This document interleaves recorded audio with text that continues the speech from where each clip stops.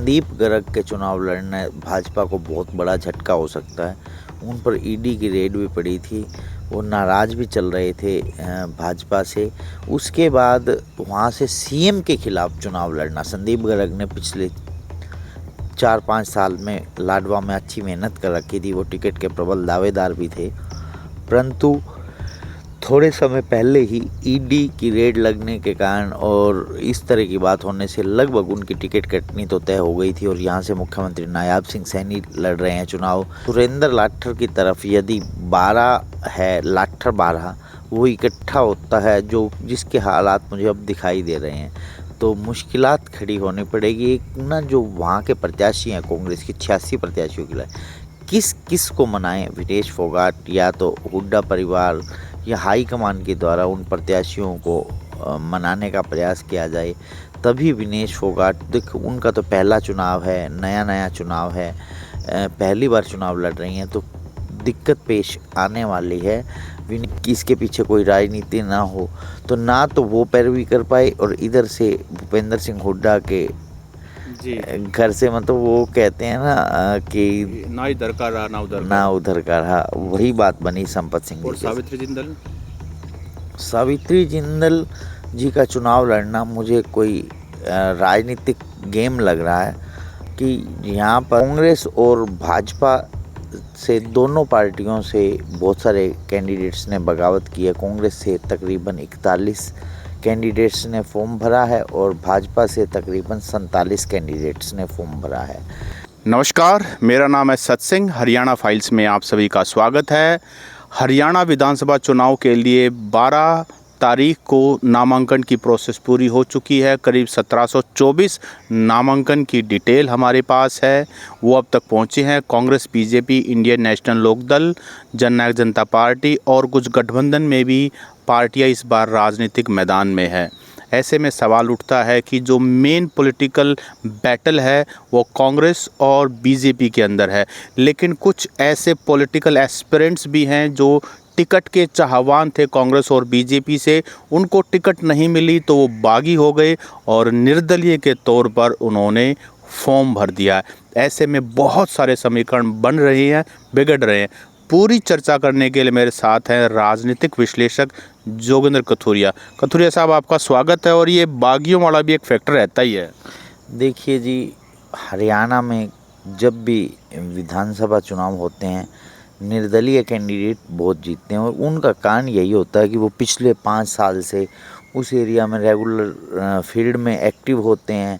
जब उन्हें अंत समय पर पार्टियां टिकट नहीं देती तो उन्हें लगता है कि हम अपने दम पर चुनाव जीत जाएंगे। पिछली बार भी 7 निर्दलीय कैंडिडेट हरियाणा में चुनकर आए थे और हलोपा से गोपाल कांडा, उन्हें भी उनके व्यक्तिगत वजूद के कारण ही माने कि वो जीत कर आए थे। इस बार उन्होंने INLD से अलाइंस किया है। देखिए, कांग्रेस और भाजपा से दोनों पार्टियों से बहुत सारे कैंडिडेट्स ने बगावत की है। कांग्रेस से तकरीबन 41 कैंडिडेट्स ने फॉर्म भरा है और भाजपा से तकरीबन 47 कैंडिडेट्स ने फॉर्म भरा है। यदि हम सिलसिलेवार तरीके से बात करें तो सबसे पहले मैं कांग्रेस के बागियों की बात करता हूं। पुंडरी से जो लोकसभा चुनाव से पहले ही रणधीर गोलन, जो निर्दलीय विधायक पिछली बार चुनकर आए थे, उन्होंने समर्थन दिया था। कांग्रेस ने उन पर दांव नहीं खेला। एक सज्जन सिंह ढुल, वो भी टिकट मांग रहे थे, उनको भी कांग्रेस की टिकट। सुल्तान सिंह जंडोला, जो कि पूर्व में विधायक रहे हैं, भूपेंद्र सिंह हुड्डा के करीबी हैं, शायद मुझे लगता है CPS भी रहे हैं, उन पर कांग्रेस ने दांव खेला है। तो यहाँ सतवीर भाणा, ये 3 निर्दलीय तो यहाँ पर कांग्रेस के बागी होकर चुनाव लड़ रहे हैं। इतिहास 1996 के बाद शायद यहाँ पर आज तक किसी पार्टी का कोई कैंडिडेट जीता भी नहीं है। संपत सिंह को भी टिकट नहीं मिला, उधर से सावित्री जिंदल को टिकट नहीं मिला। हिसार में हो क्या रहा है? देखिए, संपत सिंह 2 नाव पर सवार हो गए थे जब उन्हें हल्का संदेशा हुआ कि हुड्डा साहब उन्हें टिकट काट सकते हैं। उन्होंने अपनी टिकट कंफर्म करवाने की बजाय शैलजा गुट में चले गए। तो कुमारी शैलजा को भी उन पर इतना विश्वास नहीं हो पाया, कहीं कि इसके पीछे कोई राजनीति ना हो, तो ना तो वो पैरवी कर पाए, और इधर से भूपेंद्र सिंह हुड्डा के जी घर से, मतलब वो कहते हैं ना कि ना इधर का रहा ना उधर ना उधर का रहा, वही बात बनी संपत सिंह जी और के साथ। सावित्री जिंदल सावित्री जिंदल जी का चुनाव लड़ना मुझे कोई राजनीतिक गेम लग रहा है कि यहाँ पर जो कमल गुप्ता जी की एंटी इनकमेंसी बहुत ज़्यादा थी। भाजपा की ओर से 3 चेहरे मैदान में उतर आए, गौतम सरधाना भी, सावित्री जिंदल भी, और कमल गुप्ता को तो उन्होंने टिकट थमाई दी। देखिए, जो कमल गुप्ता से नाराज हों वो सीधा रामनिवास राणा जो कि कांग्रेस के प्रत्याशी हैं उधर जाने की बजाय या तो सावित्री जिंदल या गौतम सरधाना की तरफ चले जाएं। पानीपत से रोहिता रेवड़ी को भी देखिए, रोहिता रेवड़ी अभी लोकसभा चुनाव के समय ही कांग्रेस में आई थी, मुझे कम ही चांस लग रहा था रोहिता रेवड़ी। जो वीरेंद्र पाल शाह उर्फ बुल्ले शाह हैं, ये कांग्रेस के पुराने चेहरे हैं, भूपेंद्र सिंह हुड्डा के करीबी हैं। इनके परिवार से कम मुझे लग रहा है कि 7 या 8 बार पानीपत में विधायक बने इनके भाई बलवीर पाल शाह, इनके पिताजी भी विधायक। मुझे याद आ रहा है 27 साल पहले एक बैटल हुई थी, वही बैटल दोबारा विज परिवार और शाह परिवार के बीच में दोबारा होने जा रही है। रामकिशन फौजी की टिकट भी काट ली। देखिए, ये ऊपर से ही हाईकमान से ही प्रदीप नरवाल टिकट लेकर आए हैं। रामकिशन फौजी जी को 2 से 3 दिन पहले खबर लग गई थी कि उनकी टिकट कटने जा रही है। उन्होंने मीटिंग भी बुलाई थी, विरोध भी करना चाहा था। जी, तो जींद से प्रदीप गिल और झज्जर से संजीत कबलाना, गोहाना से हर्ष शिकारा, कई नाम ये भी हैं। देखिए, हर्ष शिकारा का क्या बैकग्राउंड रहा है कांग्रेस का, वो तो कांग्रेस से टिकट मांगी। वो जब दीपेंद्र ने पद यात्रा की गोहाना में, उस पद यात्रा में ना कोई होर्डिंग लगाया, ना शामिल हुए।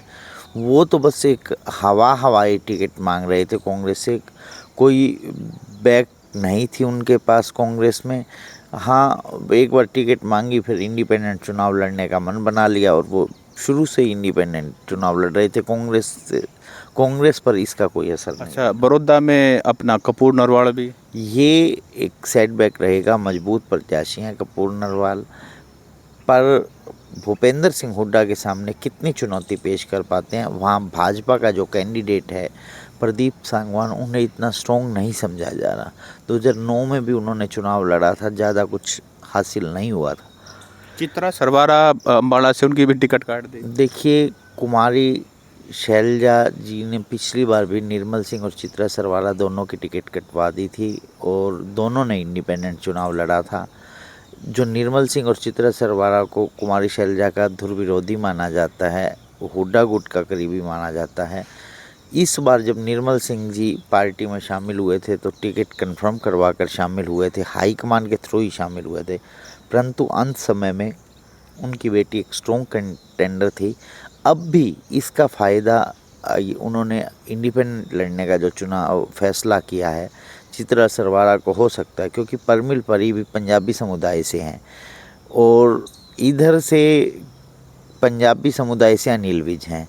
तो पंजाबी वोट्स डिवाइड होकर चित्रा सरवारा का जो बेस वोट बैंक है उन्हें मिले, तो मैं भी चित्रा सरवारा अच्छी फाइट दे सकती हैं। जी, और अगर भाजपा की बात करें तो हिसार से सावित्री जिंदल, गौतम सरदाना, रानिया से रणजीत सिंह, सोनीपत से राजीव जैन, तो शाम से शशिरंजन परमार, देवेंद्र का दंड। मैं वैसे कह रहा हूँ कि सारे ऐसे नाम हैं जिन पे नयन पाल रावत, दीपक डागर, लाडवा संदीप गर्ग, तो ये मैं कह रहा हूँ बहुत सारे ऐसे नाम हैं। हिसार से सावित्री जिंदल तो हमने डिस्कस कर लिया है, गौतम सरदाना और रानिया से ये देखिए, गौतम सरधाना का भी मैंने जिक्र किया, ये मेयर थे हिसार के, पंजाबी चेहरा हैं, और वही मैं बता रहा हूँ, ये भाजपा की एक पॉलिटिक्स है जो एंटी कमल गुप्ता वोट, और ये जो सीधा कांग्रेस की तरफ ना जाए। रानिया से रणजीत सिंह, ये लगभग तय लग रहा था रणजीत सिंह जी की टिकट पर कैंची चलाने जैसे ही चली, तुरंत रणजीत सिंह ने चुनाव लड़ने का ऐलान कर दिया था, और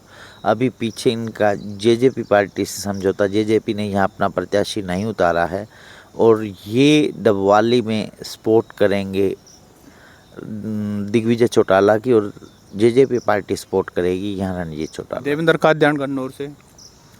देखिए यहाँ पे भी भाजपा की एक स्ट्रेटजी है। देवेंद्र कादियान को शायद भाजपा के टिकट पर जाट कम्युनिटी का वोट इतना नहीं मिलता, उन्हें इंडिपेंडेंट चुनाव उतारा है। देवेंद्र कौशिक जी को टिकट दी है। यहाँ पर देवेंद्र कादियान ने बहुत भारी आरोप भी लगाए कि 100 करोड़ में ये टिकट बेची गई भाजपा के द्वारा। देखिए इसमें कितनी सच्चाई है, ये व्यक्तिगत उनके आरोप हैं, इसकी मैं पुष्टि तो नहीं करता, पर एक गंभीर मामला था जिससे पूरी पार्टी की छवि खराब होती है, एक गलत मैसेज जाता है पब्लिक के बीच में जिस तरह के आरोप लगे। परथला से रावत साहब। देखिए ये इंडिपेंडेंट ही चुनाव जीते थे और भाजपा से इनकी नज़दीकियां रही थी, अंत समय में इनकी टिकट काट दी गई। यहाँ शायद टेकचंद शर्मा जी को टिकट दी है भाजपा ने। हो सकता है कि नैनपाल रावत वहाँ पर राजपूत समाज के अच्छे खासे वोट हैं, अच्छी टक्कर दें। और सफ़ेदों से बच्चन सिंह, जसबीर देसवाल। देखिए ये दोनों ही बागी, बहुत ज़बरदस्त खेल है। 3 प्रत्याशी भाजपा की टीम से आए हैं, बच्चन सिंह आर्या, जसबीर देसवाल और एक रामकुमार गौतम, दादा गौतम को चुनाव मैदान में उतारा भाजपा ने। ये स्ट्रेटजी के तहत देखो, बच्चन सिंह आर्या का चुनाव लड़ना तय था, तो वो नॉन जाट चेहरे के तौर पर उनका अपना अच्छा खासा वोट बैंक है यहाँ बच्चन सिंह आर्या का। लगभग 25,000 वोटों के करीब यहाँ बच्चन सिंह आर्या आज भी मुझे प्रतीत होते हैं। ये चुनाव मुझे लगता है तिकोनीय तो होगा ही होगा। मे बी बच्चन सिंह आर्या और फाइट सुभाष गांगुली के बीच में हो, दादा गौतम और जसबीर देसवाल तीसरे और चौथे पोजीशन। और अपना जो बात करें अगर अटेली से संतोष यादव, रेवाड़ी से प्रशांत, ये सभी जो हैं, दीपक डागर, लाडवा से संदीप गर्ग। देखिए संदीप गर्ग के चुनाव लड़ना भाजपा को बहुत बड़ा झटका हो सकता है। उन पर ईडी की रेड भी पड़ी थी, वो नाराज़ भी चल रहे थे भाजपा से। उसके बाद वहाँ से सीएम के खिलाफ चुनाव लड़ना, संदीप गर्ग ने पिछले 4-5 साल में लाडवा में अच्छी मेहनत कर रखी थी, वो टिकट के प्रबल दावेदार भी थे, परंतु थोड़े समय पहले ही ईडी की रेड लगने के कारण और इस तरह की बात होने से लगभग उनकी टिकट कटनी तो तय हो गई थी और यहाँ से मुख्यमंत्री नायाब सिंह सैनी लड़ रहे हैं चुनाव। मेवा सिंह यदि अपने वोट कंसोलिडेट कर पाते हैं, सपना बडशामी जो शेर सिंह बडशामी की पुत्र वधू है वो ज़्यादा वोट डिवाइड, तो यहाँ सीएम फेस जो नायाब सिंह सैनी है उनकी सीट भी खतरे में आ सकती है। बेरी से अमित अहलावत, महम से राधा अहलावत। देखिए बेरी में ज़्यादा कुछ फ़र्क पड़ने नहीं वाला। देखिए अमित अहलावत को अहलावत खाप का कितना वोट पड़ पाता है, क्योंकि जब भूपेंद्र सिंह हुड्डा और दीपेंद्र सिंह हुड्डा उन गांवों में जाते हैं तो उनके आगे अमित अहलावत ऐसा कुछ ठहरते नहीं हैं। और उसके बाद राधा अहलावत की बात कर लें तो हाँ, वो भाजपा के प्रत्याशी को ज़रूर पछाड़ देंगी। आज की डेट में विनिंग पोजीशन में नहीं है, आज की परिस्थिति में तीसरे नंबर पर दिखाई देती हैं। अच्छा, दूसरी पार्टियों से भी लड़ रहे हैं, डबवाली से आदित्य चौटाला, आदित्य चौटाला बीजेपी छोड़कर आईएनएलडी में चले गए हैं और इसका उन्हें फ़ायदा होने वाला है। बीजेपी ने यहाँ सिख चेहरे पर टिकट दी, ये मुझे यहाँ भी कोई स्ट्रेटजी गेम लग रही है कि देखिए सिख चेहरा तो कांग्रेस का वोट डिवाइड कर देगा और वो आईएनएलडी की टिकट पर जाकर ज़्यादा वोट ले सकते हैं, क्योंकि जो जाट कम्युनिटी का वोट आईएनएलडी की टिकट पर इजीली मिल सकता है कंपैरेटिवली बीजेपी। जी। और उसके बाद अगर बात करें दूसरी पार्टियों में, बात करें छत्रपाल जो हैं बरवाड़ा से, प्रोफेसर, वो आम आदमी पार्टी में चले गए हैं। बहुत दिग्गज चेहरा थे, कई सालों से टिकट की ट्राई कर रहे थे। उन्होंने कभी घिराए हल्के से चौधरी देवीलाल जी को हराया था, तो बहुत बड़ा चेहरा है वो। अब बरवाला से चुनाव लड़ रहे हैं, इफेक्ट करेगा। और जो बीजेपी की टिकट मांगने वाले थे सुरेंद्र लाठर जोलाना से, वो अब इनेलो में। बहुत कल उन्होंने जब नामांकन दाखिल किया बहुत भारी काफिला था। शुरुआत में मुझे लग रहा था कि विनेश फोगाट बहुत इजीली चुनाव जीत जाएंगी। हाँ, चुनाव तो आज भी इजीली, पहले जो मार्जिन था पर अब उतना मार्जिन नहीं रहने वाला। सुरेंद्र लाठर की तरफ यदि 12 है, लाठर 12, वो इकट्ठा होता है जो जिसके हालात मुझे अब दिखाई दे रहे हैं, तो मुश्किलात खड़ी होनी पड़ेगी। एक ना जो वहाँ के प्रत्याशी हैं कांग्रेस की 86 प्रत्याशियों के लिए, किस किस को मनाएं, विनेश फोगाट या तो हुड्डा परिवार या हाईकमान के द्वारा उन प्रत्याशियों को मनाने का प्रयास किया जाए, तभी विनेश फोगाट, देखो उनका तो पहला चुनाव है, नया नया चुनाव है, पहली बार चुनाव लड़ रही हैं, तो दिक्कत पेश आने वाली है। विनेश फोगाट अपने चुनाव को मेंटेन किस प्रकार कर पाएंगी। जी, तो इसके अलावा कुछ पार्टी में नाराज़गी भी है। बीजेपी से कोसली से विक्रम ठेकेदार, सतीश खोड़ा, भवानी से बिशंबर, गोहाना से तीर्थ राणा।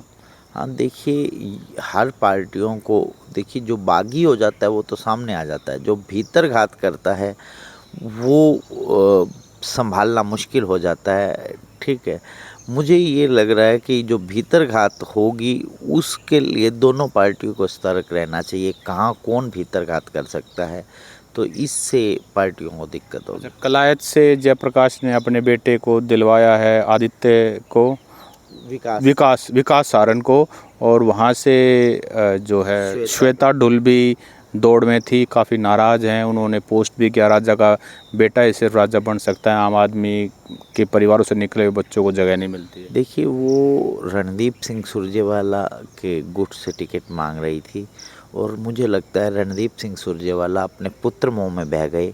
वो केवल अपनी 2 घरेलू सीटें नरवाना और कैथल तक सीमित रह गए। कैथल में उन्होंने अपने बेटे आदित्य सुरजेवाला को टिकट दिलवाई है, और उनके एक समर्थक हैं नरवाना से सतबीर दबलैन को वो टिकट दिलवाने में कामयाब रहे। मैं आपको बता दूं कि जो कांग्रेस में टिकटें बटी हैं उनमें भूपेंद्र सिंह हुड्डा का वर्चस्व कायम रहा है, लगभग 72 से ज़्यादा, और 5 जो नाम हाईकमान से आए हैं उनमें भी भूपेंद्र सिंह हुड्डा की सहमति थी। तो कुमारी शैलजा केवल 9 ही सीटों तक, जिसमें 4 उनके सिटिंग विधायक थे, उसके अलावा केवल 5 ही टिकटें दिलवाने में कामयाब रही कुमारी शैलजा। तो इसलिए मुझे लगता है कि भूपेंद्र सिंह हुड्डा का वर्चस्व कायम रहा। यहाँ श्वेता ढुल की पैरवी उस तरीके से नहीं कर पाए रणदीप सुरजेवाला। वो आदित्य सुरजेवाला जो उनके पुत्र हैं, उनके पुत्र मुँह में ज़्यादा दबाव वहीं लगाया, इसलिए श्वेता ढुल को टिकट नहीं मिल पाई। राजनीति, नई नई खिलाड़ी हैं श्वेता ढुल, राजनीति को समझ नहीं पाई। जी, तो ये थी हमारी चर्चा कि किस पार्टी से कितने बागी हैं, और जो मुख्य नाम है वो हमने चर्चा में किए हैं। अभी आपको ये वीडियो कैसा लगा आप कमेंट करके बता सकते हैं। हम इसी तरह से आपके लिए पूरे विधानसभा की कवरेज का एनालिसिस करते रहेंगे। कथुरिया साहब, अपने समय दिया, आपका बहुत बहुत धन्यवाद। Thank you.